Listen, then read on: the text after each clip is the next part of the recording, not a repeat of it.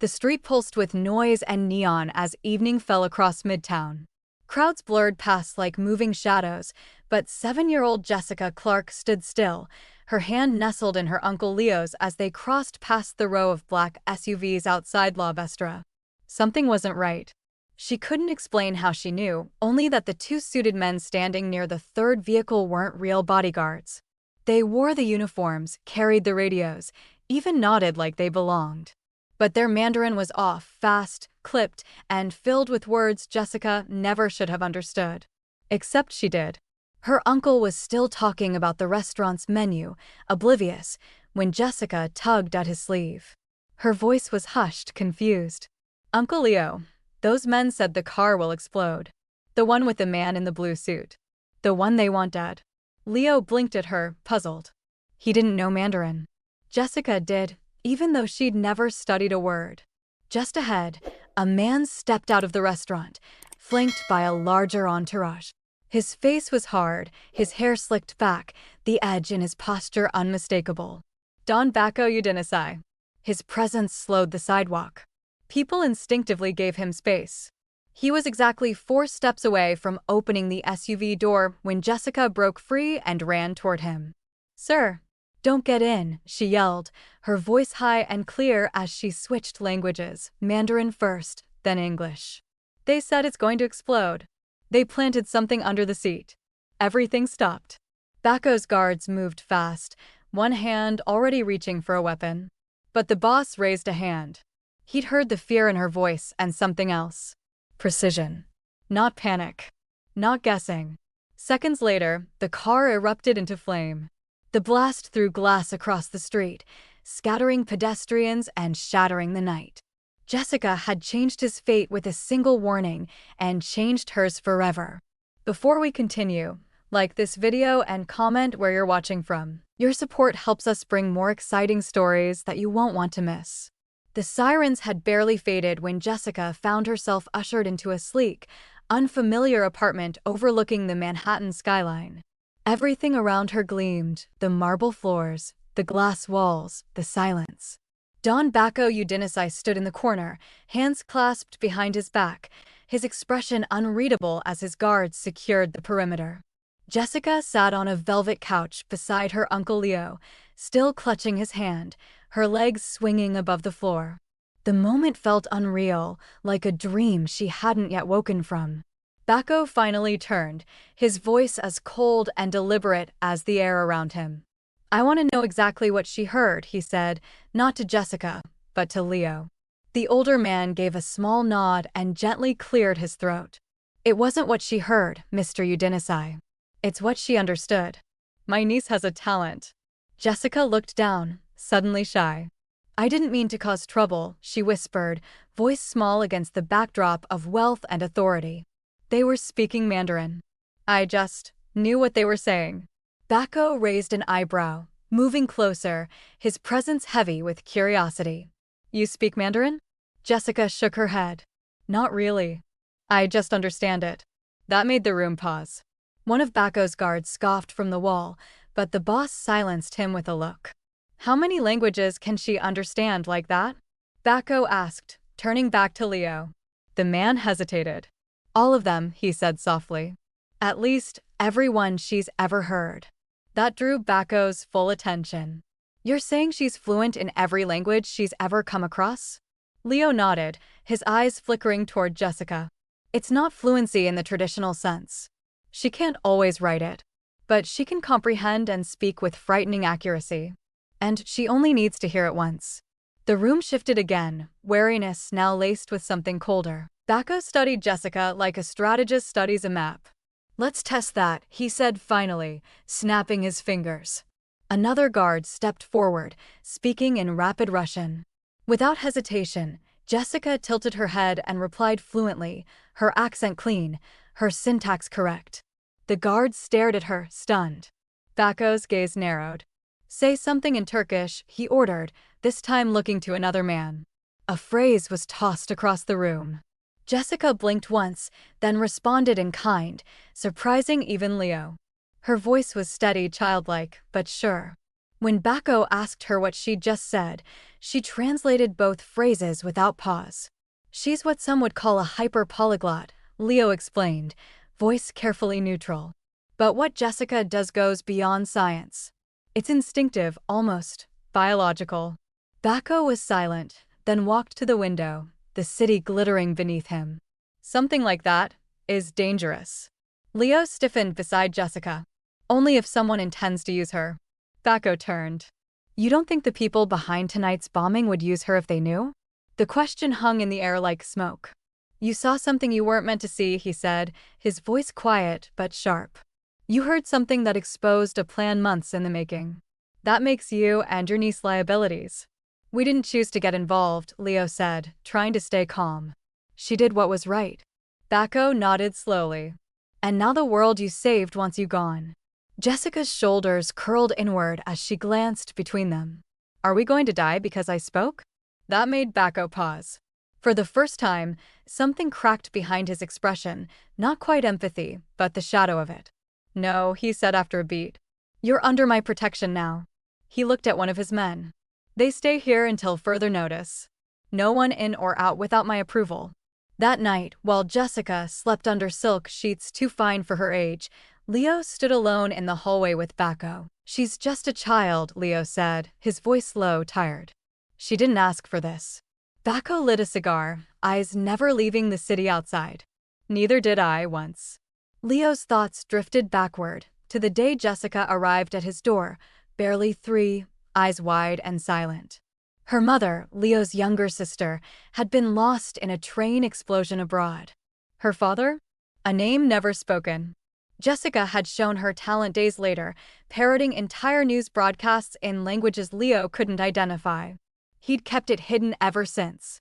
I've spent my life keeping her safe, Leo said, his voice rougher now. Teaching her to blend in, to be quiet. But this time, she couldn't stay quiet. And she shouldn't have had to. Bacco exhaled smoke toward the glass, unreadable. You've done well, Professor. But your world just collided with mine. Downstairs, 2 guards in unmarked suits patrolled the building's entrance. One of them stepped outside under the pretense of taking a call. Hidden by the noise of traffic, he spoke into a burner phone, his voice low and urgent. She survived, he muttered. The girl is alive. Orders. There was silence on the other end, then a mechanical voice answered. We moved to phase 2. The dawn can't protect her forever. Back inside, Bacco poured a glass of scotch, his eyes still on the skyline. We're not dealing with amateurs, he muttered. This was an inside job. The table was long, dark, and carved from a single slab of imported wood, an inheritance from Bacco's grandfather, and a place where hard decisions were made. Around it sat 6 men, handpicked over the years to be the Don's eyes and ears across Manhattan. Their suits were sharp, but their expressions were sharper, tension thick enough to taste. Bacco stood at the head, not speaking yet, letting silence press down on them like weight. When he finally did speak, it was with a voice so low it demanded attention. We nearly died, he said simply, dragging a finger across the grain of the table, because someone thought I wouldn't notice a knife at my back. No one moved, but all eyes flicked toward Luca Rinaldi, head of logistics, whose jaw tightened ever so slightly. The girl saw what trained men didn't. And I want to know which of you wanted her and me erased. He waited, giving the moment a chance to breathe, but no one answered. Bacco paced slowly, his hand brushing the back of each chair as he circled them. You all know how I operate. I don't bluff. I don't repeat myself. So I'll ask only once, who sold my schedule to the triad? Luca shifted, then stilled, his fingers curling into fists on the table. Boss, you think I'd let them get that close? I move steel and cash, not secrets. You move containers, Bacco corrected, halting behind him. And containers can carry anything: drugs, bodies, bombs. Even betrayal. The others sat stone-faced, pretending neutrality. But there was a subtle tension in their posture, a scent of fear beneath the expensive cologne and practiced loyalty. Later, in the privacy of his office, Bacco poured himself a drink, his jaw tight with restrained fury. He didn't trust any of them, not today. And if he couldn't trust the men closest to him, then the empire he built was already crumbling beneath him. He stared at a photo of himself and Luca from 10 years ago, arms slung around each other, brothers in blood and ambition. Loyalty is just a word, he muttered, sipping scotch that suddenly tasted like ash. Meanwhile, upstairs, Jessica explored the apartment with the wide-eyed wonder only children and tourists possessed. She found Giada, the housekeeper, folding napkins into cranes and humming an old Italian lullaby. "Want to help?" Giada asked in soft Italian. Jessica didn't answer right away, just listened. Then she repeated the question, word for word, in perfect pronunciation. Giada dropped the napkin mid-fold. "You speak Italian?" she asked, smiling as she sat beside her. Jessica shrugged.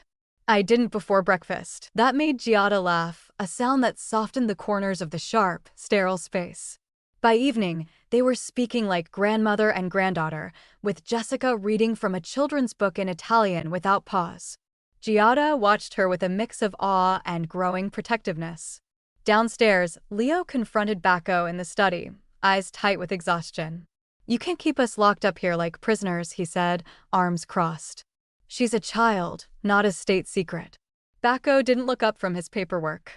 "That child saved my life. Now I'm saving hers." Leo stepped closer, defiant. "She needs air, friends, normalcy. Not glass towers and bodyguards." Bacco finally looked up. Then maybe the world shouldn't have tried to kill her. There was something final in his tone, a weight that Leo couldn't push through. "I didn't choose this, Professor. But neither did you. And now you're both in it whether you like it or not." That night, Jessica sat across from Bacco at the dinner table, fiddling with a pasta fork like it was a puzzle. "What do you do?" she asked suddenly, her voice small but pointed. Bacco blinked. "I mean, what's your job? Are you like a mayor or something?" The question caught him off guard, and for once, his mask slipped. "Something like that," he said, forcing a smile that didn't reach his eyes. "I make sure people follow the rules, my rules." Jessica tilted her head. "Is that why people call you Don?" Bacco chuckled. "That and because I'm very good at saying no." She nodded slowly, thoughtful. "My uncle says I ask too many questions. But questions are how I understand things."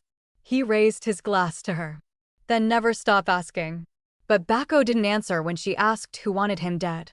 That same night, 2 armed men attempted to breach the side elevator using forged credentials.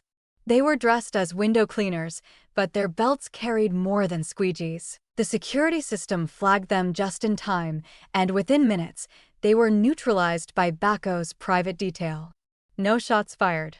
No media. Just 2 bodies that disappeared before sunrise. In the war room, Bacco stood over the feed, face carved in stone. "Someone's feeding them our rotations," he muttered. "The same way they fed them my schedule last week." He turned to his tech advisor. "I want everyone's comms scrubbed. If there's a mole, I want them exposed, strung up, and emptied by sunrise." He didn't sleep that night, not because of the threat, but because of what it confirmed. Someone inside his circle wanted Jessica gone. Not just him. Her.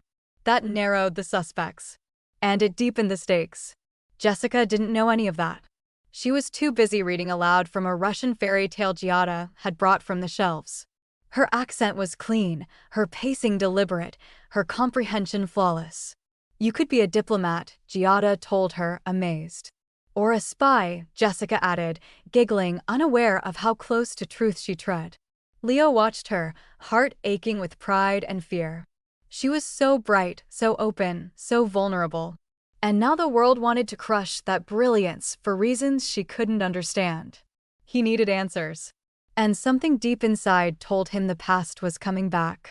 After Giada tucked Jessica into bed, Leo returned to his study. The lights were low, the smell of paper and dust oddly comforting. He opened his desk drawer for his notebook and paused. His eyes narrowed. There, in the back corner, was a small drawer he hadn't opened in years. Locked. Old. Hidden. He pulled at it once, then again harder. It wouldn't budge. But the label was still legible under years of dust. Tomorrow. What would you do if someone you loved turned out to be connected to a dangerous past? Would you protect the truth or uncover it no matter the cost? Let us know your thoughts in the comments, and don't forget to subscribe if you're ready to follow Jessica's journey into the secrets that could destroy everything. The drawer opened with a reluctant creak, metal scraping against wood like a whisper from the past. Inside, Leo found only one item, a faded envelope, its edges curled with time, sealed in wax with an unfamiliar crest. He stared at the name written in bold, deliberate ink across the front, Gianna Di Mauro, and felt a cold wave rise from his chest.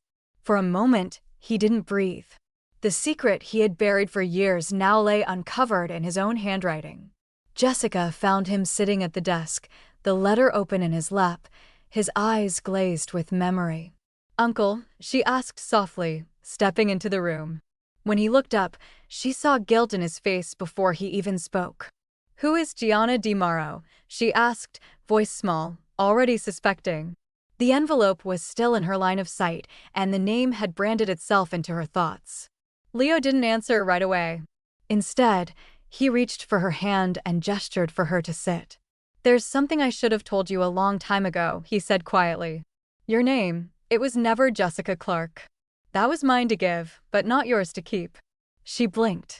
"What do you mean?" she asked, confusion knitting across her features. "Your real name is Gianna Di Mauro," Leo said, swallowing hard. "Your parents were Enzo and Alessandro Di Mauro. Your mother was my sister. Your father was a very powerful man. And a very dangerous one." Jessica pulled her hand away. "You said my parents died in an accident." Leo's eyes dropped. "Your mother did. Your father didn't die in a train explosion. He died because someone ordered him to. That someone was Don Bacco Udinesi." The air left the room. Jessica stood so suddenly the chair tipped backward, her face pale with a new kind of understanding. "You brought me to the man who killed my father," she whispered, her voice trembling. "You've let me speak to him, live in his home, laugh with him?" Leo reached for her, but she was already stepping away. "I was trying to protect you," he said, desperate now. "You were 3. The families were at war. I couldn't let them find you. I couldn't let him find you."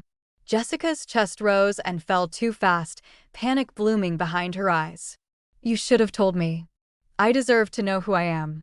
Leo tried to explain, but she was already gone, the study door swinging shut behind her like the closing of a coffin lid. She ran down the hall, tears stinging her eyes, her hands clenched. The world she had just begun to understand was suddenly poisoned by blood and silence. Every word Bacco had said to her now twisted in her memory. She had trusted a killer, and not just any killer. In the penthouse's elevator, Jessica stared at her reflection, cheeks flushed, heart racing. She didn't know where she was going, only that she needed to get away from Leo, from the lies, from the man who had become something like a protector. Her mind played back the image of Bacco's face as he had smiled at her over dinner. Was that the same face that had ordered a man's death without blinking? Her father's death? She didn't stop until she reached the rooftop garden, the only place in the building where she could breathe. The air was cool and smelled like whetstone and lavender. Jessica sat on the cold bench and hugged her knees, staring at the city below like it might offer answers.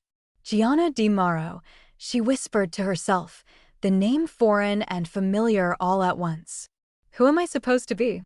Back inside, Leo was already packing a small bag, panic threading through every motion. He tossed in cash, passports, a burner phone, and tried to figure out where they could run. Bacco would never forgive the betrayal. Once he found out who Jessica really was, he might decide she was too much of a risk to keep alive. Leo's hands shook as he zipped the bag closed, but he never made it to the elevator. 2 of Bacco's men blocked his exit, silent and still. "Going somewhere, Professor?" one of them asked, his tone polite but edged. Leo tried to remain calm, but he knew the gesture would reach Bacco in minutes. He lifted his hands slowly. "I was just going to get some air." The men said nothing. Bacco arrived moments later, his presence unmistakable even before he entered the room. He glanced once at the bag on the floor, then at Leo's guilty face. "I take it she knows," he said evenly. Leo nodded. "She found the envelope." "I didn't mean for her to." Bacco held up a hand, silencing him. "Where is she now?" he asked. "Rooftop garden," one of the guards replied. Bacco turned and walked away, not waiting for anyone to follow. His expression was unreadable, but something dangerous simmered beneath the surface.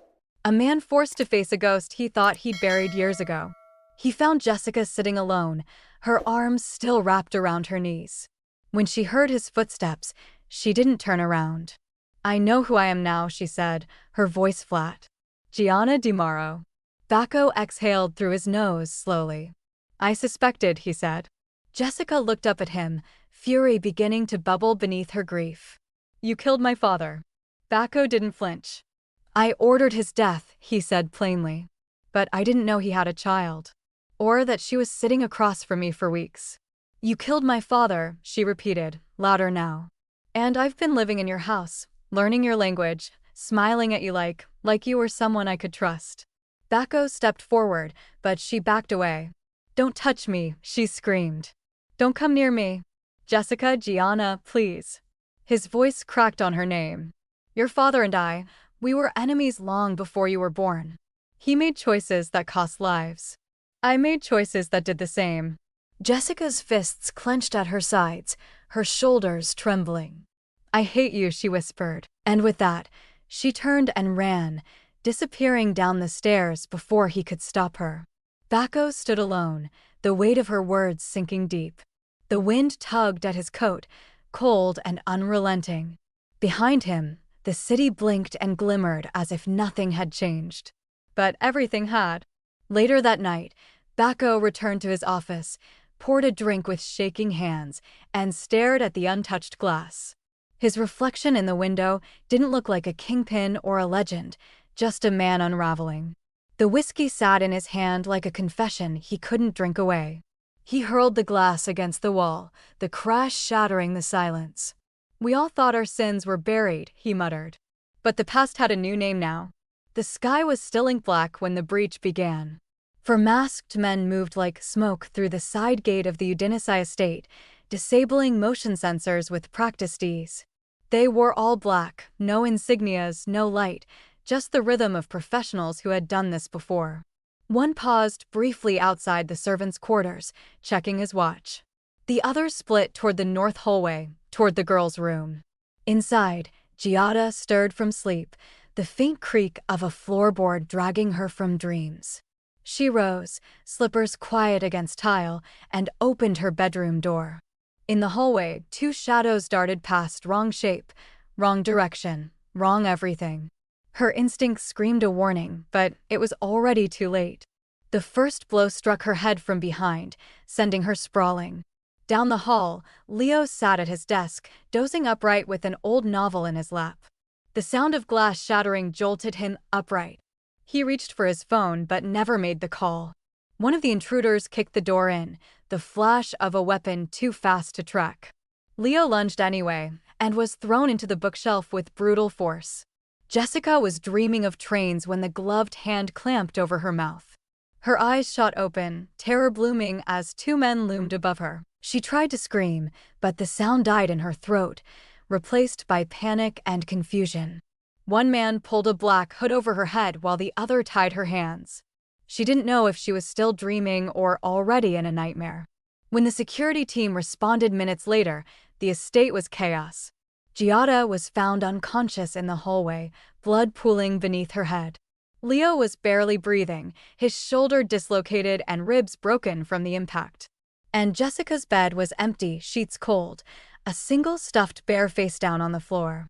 The girl who had saved Bacco's life had now vanished from his world. At the private airstrip in Connecticut, Bacco's jet touched down just after dawn. He stepped off the plane already dialing into his encrypted phone, unaware of what had unfolded while he was closing a weapons deal in Prague. His driver met him at the car with a grim expression, holding out a device with shaking hands. "Sir, there's a message. They sent it 3 hours ago." Bacco's blood ran cold. The video was grainy, shot from a handheld camera.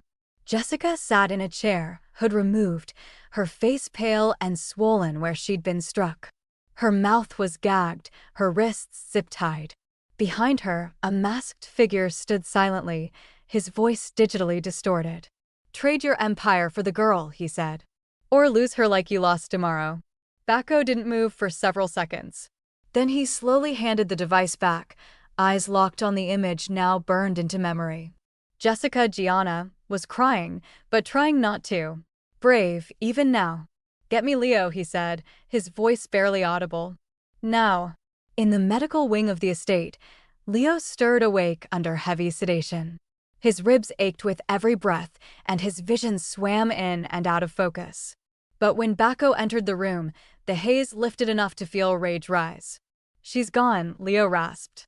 "They took her while you were playing king across the ocean." Bacco didn't argue. He dropped to his knees beside the bed. "I swear to you," he said, voice raw, eyes wet, "I will bring her back." Leo blinked. "You think I believe anything you say after what you did to her father?" Bacco shook his head. "You don't have to believe me. Just understand I'm not leaving her behind." For the first time since Enzo Di Maro's death, Don Bacco Udinesi wept openly. Back in the surveillance room, Bacco replayed the video again and again. The girl's eyes flicked toward something just before the camera panned, a flicker of detail others missed. He froze the frame and zoomed in on a wall behind her. There, a chipped red door, barely in view. And above it, a crooked security camera and a half-burned sign, Miller Freight, Dock B. Bacco stood up slowly, breath caught between memory and instinct. He knew that place. Outer Borough Docks, long since abandoned except for the occasional black market trade. It had once been used by his father during the days of Old World smuggling. He'd visited it only once, the summer he turned 19, back when loyalty still meant something. Only someone close to him would know about it now. He turned to his head of security. "Put eyes on Miller Freight immediately. No mistakes. No press. And bring me everyone who's touched my internal schedule in the past 30 days. His voice was calm, but the storm beneath it was lethal. This wasn't just an attack. It was personal. Meanwhile, Jessica sat cold and silent in a shipping container lined with blankets and steel. Her head throbbed from where she'd been struck. One of the men had removed her gag, but only so she could drink water from a cracked thermos. She said nothing, just stared at them, memorizing their voices, dialects, and movement. Every word they spoke, she stored like ammunition. One man muttered something in Cantonese, another in Farsi. Jessica translated both silently in her head. One was afraid. The other was greedy. Neither were professionals, not like the ones who took her. These men were errand boys. Hired guns. And that meant someone else was behind this. She closed her eyes and saw Bacco's face, not as the man who killed her father, but as the one who'd stayed up to read Italian fairy tales and taught her how to fold a handkerchief into a dove. It hurt to think of him that way now. But it hurt more to believe she might never see him again. Jessica wasn't ready to forgive. But she wasn't ready to die either.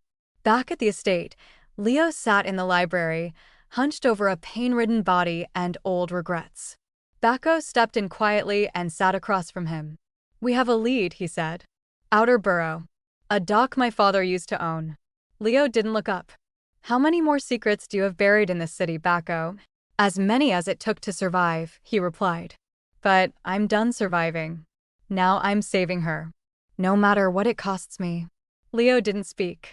But this time, he didn't try to stop him either. In the war room, Bacco reviewed blueprints of the dock facility with a small team of trusted men. "We go in quiet," he said. "No headlines. No police. Just us." He pointed to the warehouse wall. "This is where they're holding her. And I'm walking out of there with my daughter." The room stilled. He hadn't meant to say it. The word had slipped out, daughter. Not hostage. Not heir. Daughter. And no one corrected him. Would you trade everything you built, your power, your empire, your legacy, to save one life that made you feel human again? Let us know what you'd choose in the comments. And if you're ready to see how far Bacco will go, hit subscribe and follow the rescue. The plan came together in silence, no boardrooms, no soldiers, just a handful of men who had bled with Bacco for decades. Around the table in his dimly lit study, they mapped every inch of the Outer Borough docks, using a mix of old smuggling routes and surveillance data. Every face present was one Bacco trusted enough to die beside. "We go in quiet, we leave with her alive," he said, voice flat and absolute. Anyone who gets in the way doesn't leave breathing. No one argued. They knew the cost of failure. Bacco had already sold 2 major assets to fund the black operation: ships, routes, favors owed by men who once called him Don. Tonight wasn't about empire. It was about a girl who had somehow turned the city's most feared man into something human again. As his men dispersed to prepare, Bacco sat alone, staring into the flicker of a dying candle. The name Di Mauro had haunted him for half his life, but never like this. He could still see Enzo's face, the laughter they'd shared as boys, the blood they'd spilled as men. They had once stood side by side, 2 sons of Sicily trying to carve legitimacy from crime. But ambition had poisoned everything, and by the time they faced each other again, friendship was only a memory sharpened into a blade. He remembered the night it ended, a storm-swept port, gunfire echoing across the docks. Enzo had raised his weapon, shouting, "You've forgotten what we started for," and Bacco had replied, "I remember too well." 1 shot, 1 flash, and Enzo fell. Bacco told himself it was business. That lie worked for 20 years until Jessica Clarke walked into his life and called herself Gianna Di Mauro. Now, the same docs that ended one life would decide another. He reached into the drawer, pulling out the small photograph he'd kept hidden for years, 2 teenagers, grinning, arms slung around each other. Enzo and Bacco. Before the greed, before the guns. He folded the photo once, slid it into his coat, and whispered, "This time, I'll end it right." Meanwhile, Jessica sat in the dark corner of the shipping container, her wrists raw from zip ties. Her head throbbed where she'd been struck, but her mind refused to rest. The men guarding her spoke again, their voices low and hurried. She listened carefully. The rhythm of their Mandarin was wrong, lighter, sharper, Singaporean, not mainland Chinese. It wasn't much, but it was something. The one called Chin kept checking his watch, muttering about the drop in English, an accent too polished for a grunt. Jessica noticed how he shifted his weight, how his partner always stood to the left, how their attention drifted when the cargo crane groaned overhead. She didn't have strength or weapons. What she had was observation. And she was done waiting. When Chen brought her water, she tilted her head slightly, forcing a shiver through her body. "Too cold," she whispered. He frowned. "What?" Jessica coughed once, weakly, pointing to her throat. "Please." Her Mandarin was perfect. He hesitated, then lowered his guard just enough. That was all she needed. She kicked out with her bound feet, catching his knee. As he stumbled, she grabbed the metal thermos and swung, hitting him across the jaw. The sound was sharp, final. His partner turned too late. Jessica darted behind the crates, heart hammering, adrenaline drowning her fear. Gunfire erupted seconds later, not from the mercenaries, but from outside. The first explosion ripped through the warehouse door, followed by the mechanical shriek of metal surrendering to force. Men shouted in multiple languages, commands and chaos blending into one brutal symphony. Jessica ducked, covering her head, her ears ringing as sparks rained from the rafters. The rescue had begun. Bacco's men moved like wolves through the dark.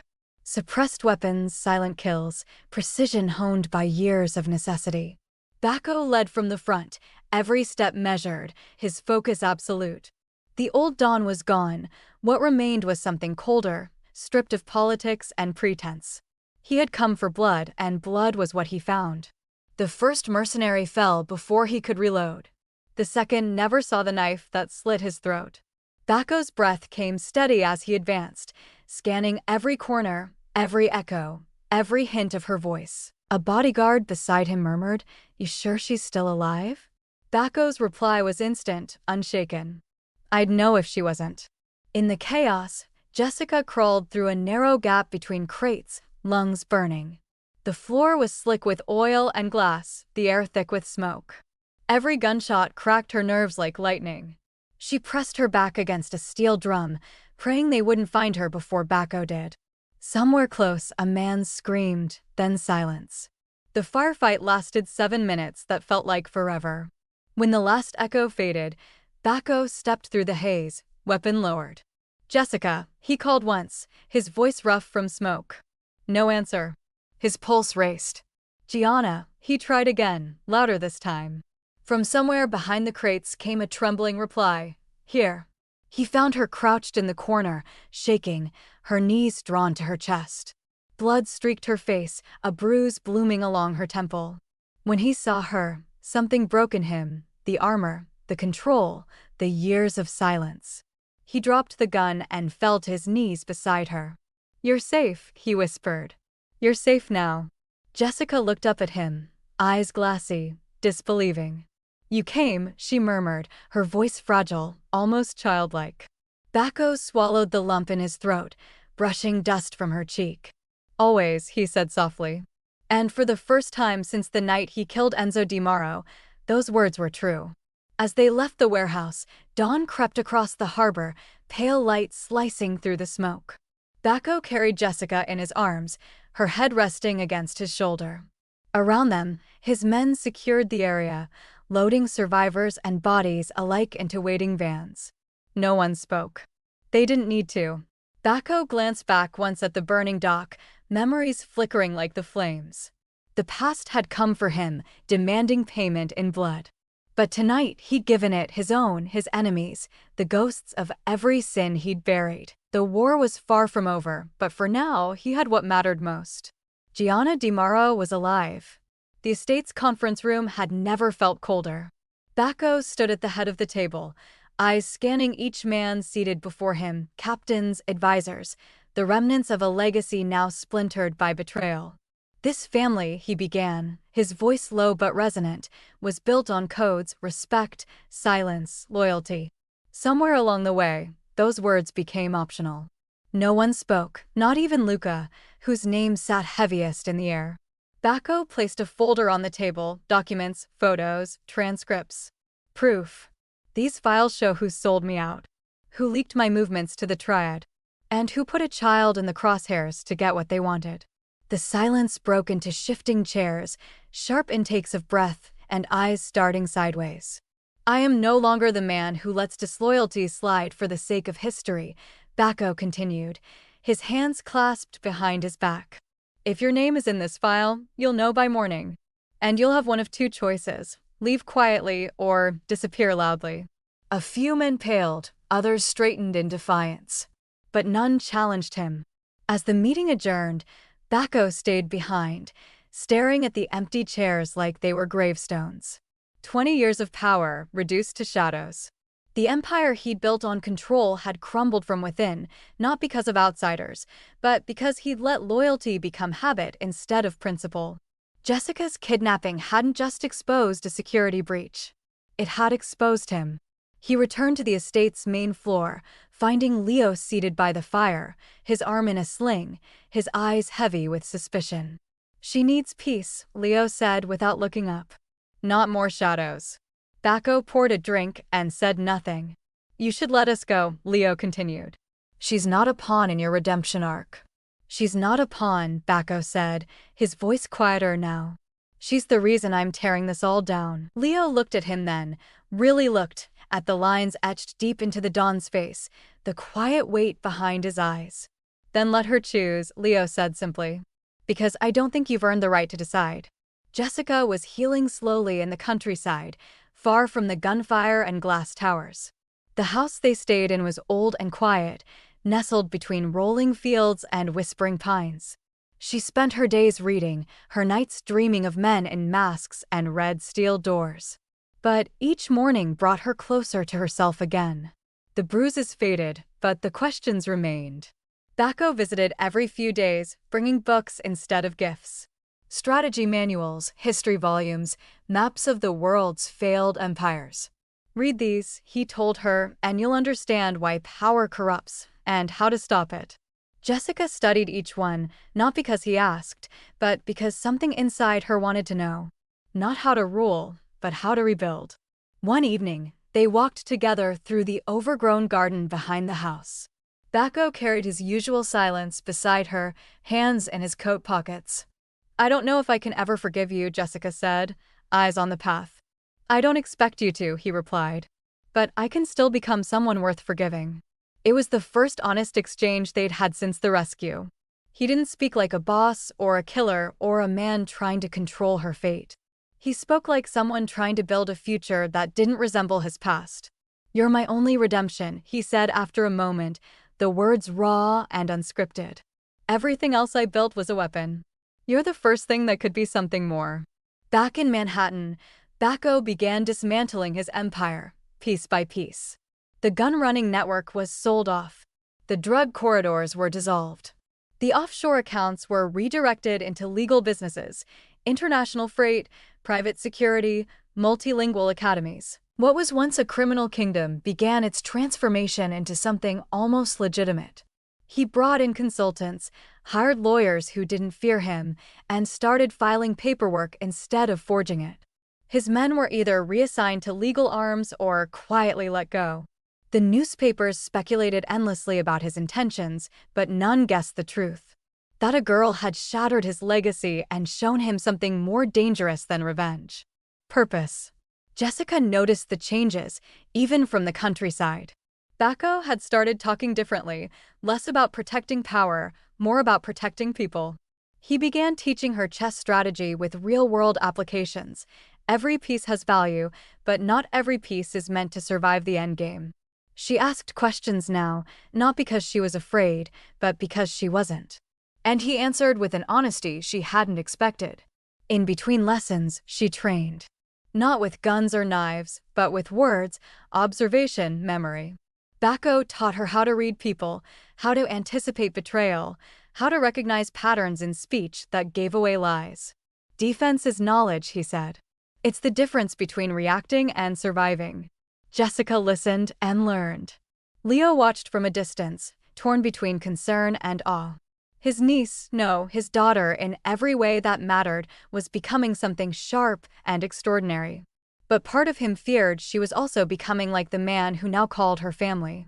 One night, he confronted Bacco again. "You're grooming her," he said. "Turning her into a replacement for your empire." Bacco didn't flinch. "I'm giving her tools. What she builds with them is her choice." Leo paced the room, frustrated. "You say you're changing, but all I see is someone preparing for the next war." Bacco looked up, voice calmer than it should have been. "Then maybe I'm preparing her to stop it." Weeks passed, and the air around Jessica began to shift. She no longer flinched when someone knocked too loud. She no longer asked Leo if they were going to run. And she no longer looked at Bacco as the man who ruined her past, but as the one determined to rewrite his own. The scars were still there, but so was something stronger beneath them. One evening, after a long session mapping the rise and fall of post-war regimes, Bacco set down the pointer and leaned back. "What would you do differently?" he asked. "If this were your world to shape?" Jessica stared at the map for a long time, tracing borders with her eyes. "I wouldn't build walls," she said finally. "I'd build windows." Bacco smiled faintly. "That's poetic," he murmured. But Jessica's expression stayed serious. "I'm not trying to survive your world," she said quietly. "I want to change it." The words hung between them like prophecy, and neither of them dared look away. The years slipped by with the quiet grace of snow on stone. Jessica, now 13, had grown tall and composed, her words sharpened by books and her silences weighted with purpose. At the École Valleneuve in Switzerland, she was known as Gianna Laurent, an intelligent, private girl with a gift for languages and a talent for seeing through people. The past had been buried beneath new names, forged documents, and a web of protections so intricate that even the school's headmistress didn't know the full truth. But the past, like blood, always finds its way back. Leo still visited twice a month, posing as her uncle, slipping her novels and warm scarves and updates from home. He watched her from across cafe tables, proud but quietly unsettled by the steel in her eyes. She had not forgotten. Not the betrayal. Not the rescue. Not the man who had rewritten his life in the ashes of the one he burned. Bacco visited less often, but always in secret. His arrivals were unannounced, his departures silent, yet Jessica always knew when he'd been, books on her desk, notes hidden in Latin tucked into her coat pocket. Once, on her 12th birthday, she found a chessboard carved from onyx with a single phrase inscribed beneath the lid: "Observe. Remember. Evolve." She never mentioned it, but she kept it displayed in her dorm. Bacco didn't need thanks, he needed her to be ready. Then one rain-slicked afternoon, the knock came. Leo was in his Manhattan apartment, reading through legal files when the door buzzed twice, urgent, unpatterned. He opened it cautiously, only to find a woman on the other side, wrapped in a black coat, her face veiled beneath a silk scarf. "I need to speak to you," she said in Italian. "It's about Enzo and his daughter." She gave her name as Lucia Di Mauro, claiming to be Enzo's widow, the woman Leo thought had died with his sister. Her hair was streaked with gray, her hands thin, but her voice was unwavering.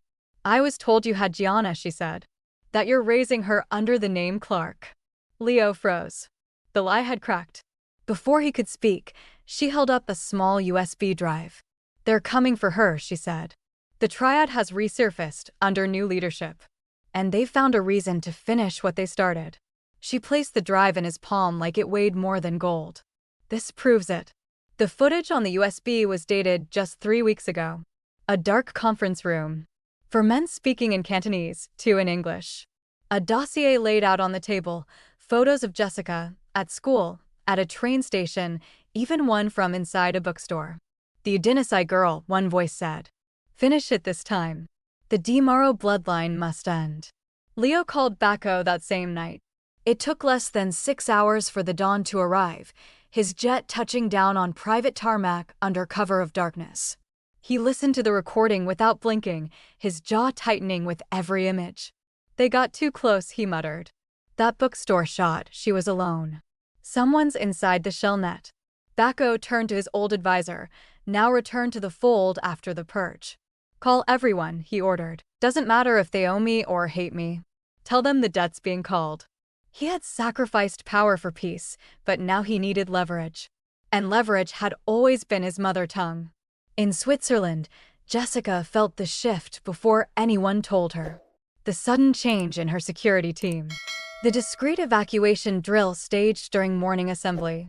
Even her roommate, always cheerful, seemed hushed that week, as though something heavy waited just beyond the gate.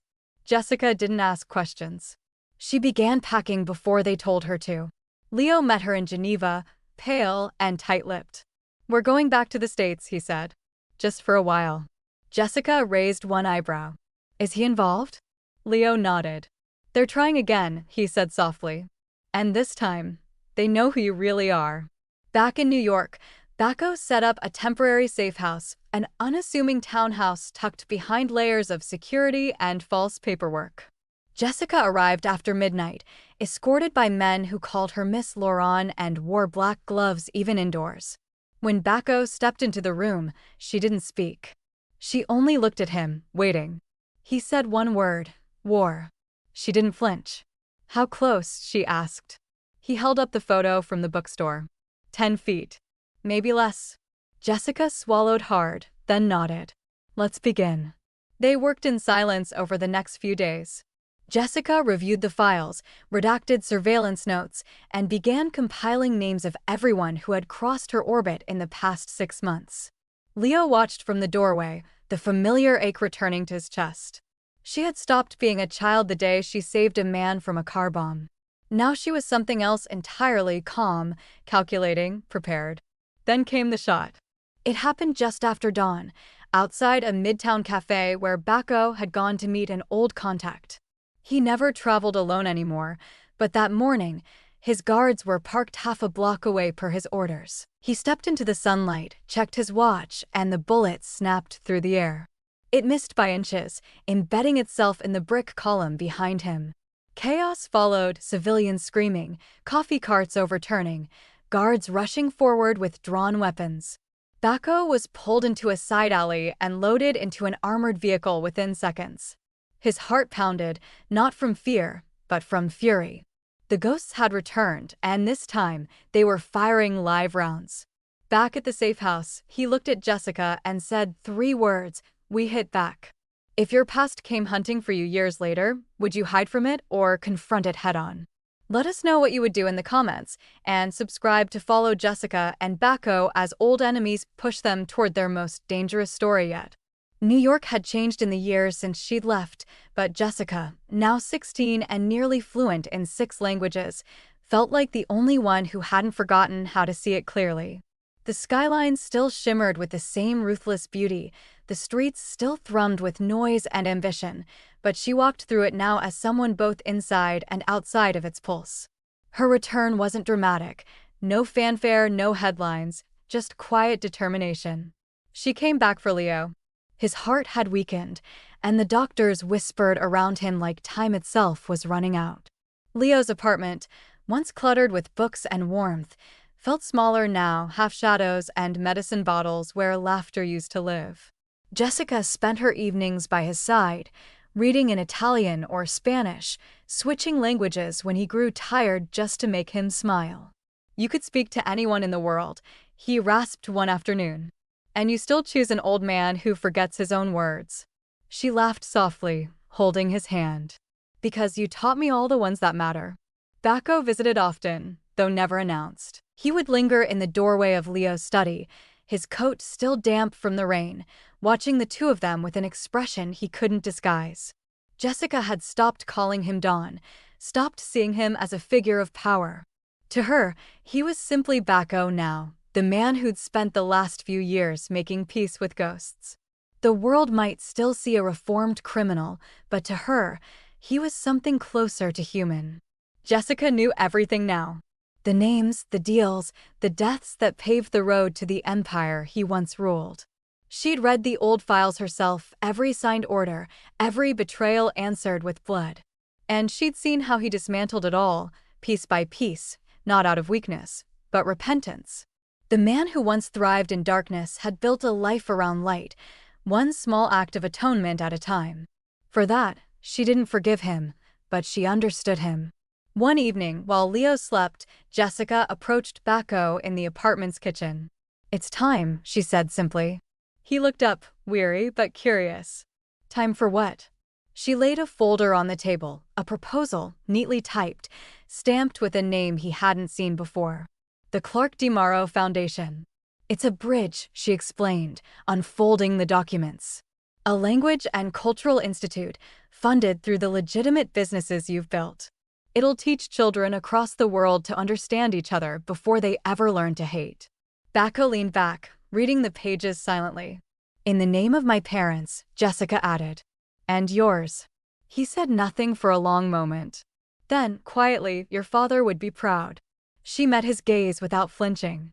"And your mother?" she asked. He exhaled, eyes softening. "She'd say I finally learned something worth keeping." Jessica smiled faintly. Then it settled. The months that followed were a blur of movement.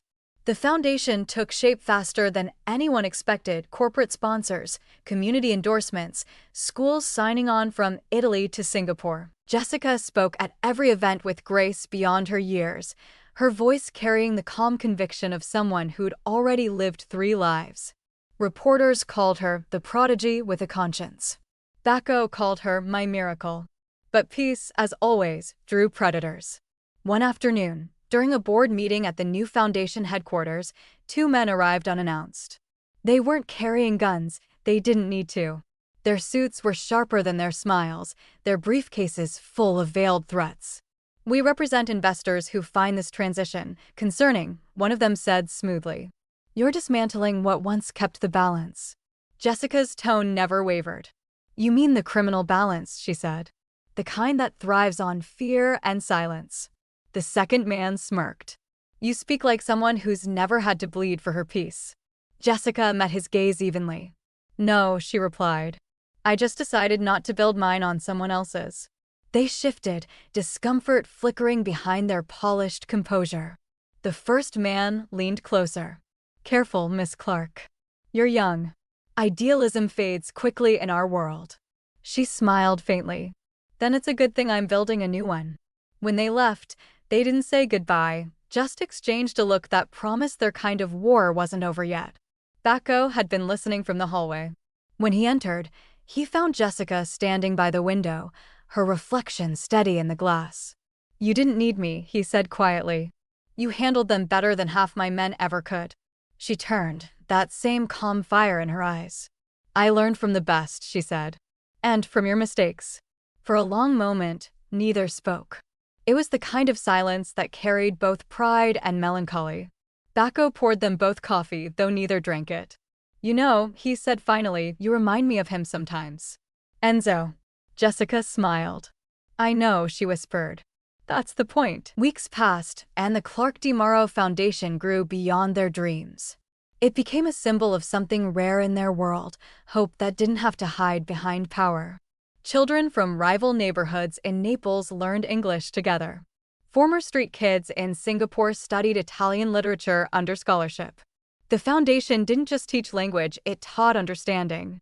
And for Bacco, it was the first empire that didn't require a gun. Leo grew weaker as the months unfolded, his breath slowing, his body shrinking beneath the weight of time. Jessica spent every spare moment by his side, reading aloud letters from students whose lives had been changed by the foundation. You see, Uncle, she whispered one night, brushing his thinning hair from his forehead. Something good came from all of it. His smile was faint but proud. Gianna, he said softly, you made it good. The night he died was calm and moonlit. Jessica had fallen asleep in the chair beside his bed, her head resting against the blanket near his hand.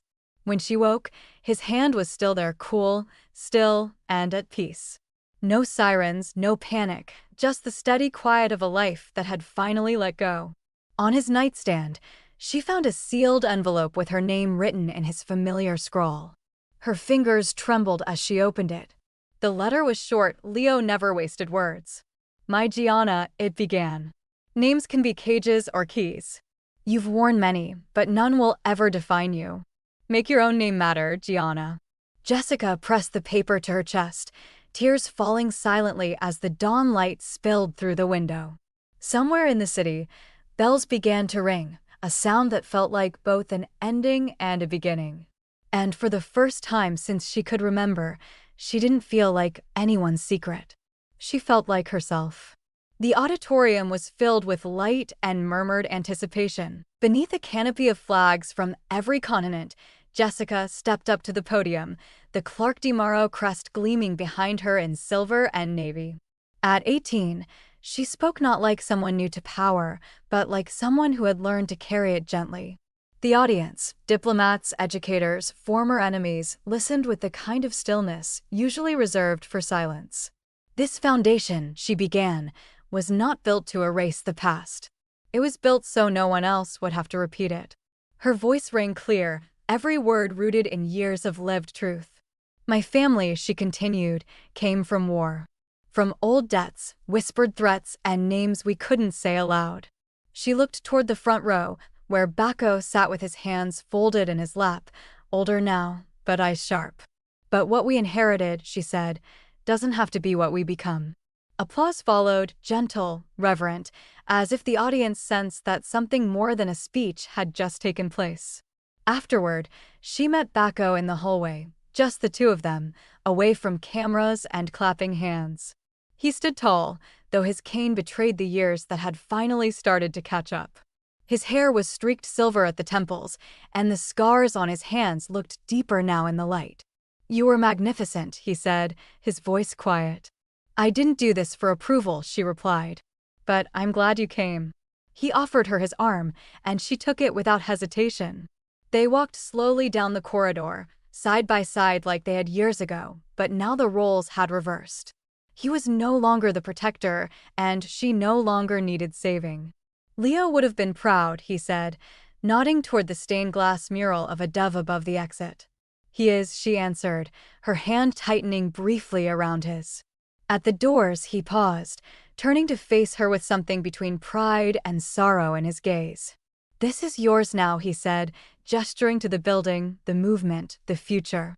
I made peace with the past for you, but I can't walk into the future beside you. Jessica nodded. You were never meant to, she whispered. Later that week, as the city basked in the foundation's success, the final threat emerged quietly, but unmistakably. A message was delivered to Jessica's office and signed but unmistakable in tone. Your peace was bought with borrowed silence. Now that debt comes due. Enclosed was a photo of her giving the speech, circled in red ink. The name beneath it read, Jiang Kai, son of the triad leader Bacco, had dismantled without mercy. Jessica didn't panic. Instead, she called 3 people, none of them guards, none of them killers. One was a Chinese journalist who had covered Bacco's fall from the inside. Another was an ambassador's aide whose son had graduated from a Clarke DeMauro pilot program. The third was a young woman who used to run triad messages, but now taught Vietnamese in a Paris classroom. They met not in alleyways, but over encrypted calls and embassy-backed roundtables. It was Jessica who negotiated the sit-down, neutral ground, diplomatic presence, no weapons allowed.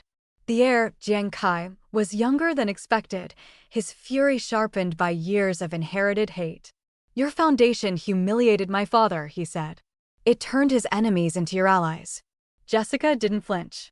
"It turned his enemies into their own advocates," she replied. "That's not humiliation. That's evolution." They went back and forth for hours, history versus healing, legacy versus peace. And in the end, it wasn't Bacco's name that settled the matter. It was hers. Clarke. DeMauro. Neither. Both. Jessica offered an olive branch not with forgiveness, but with structure, full scholarship for displaced youth in Shanghai, employment opportunities for reformed traffickers, and shared curriculum on cultural diplomacy. The deal was signed in silence.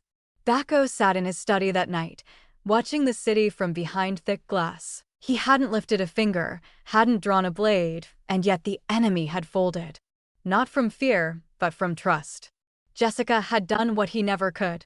And in that quiet, he felt something close to peace.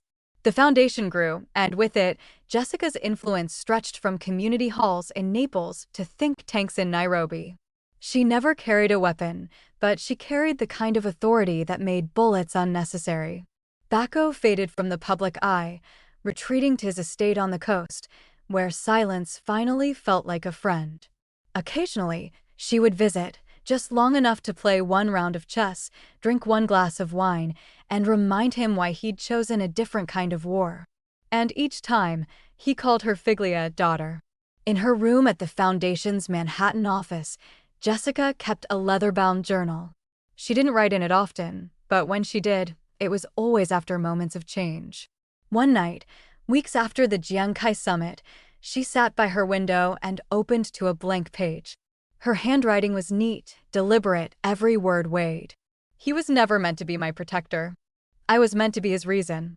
She closed the book and looked out at the skyline, the same skyline where she'd once warned a stranger not to step into a car. That moment had rewritten everything.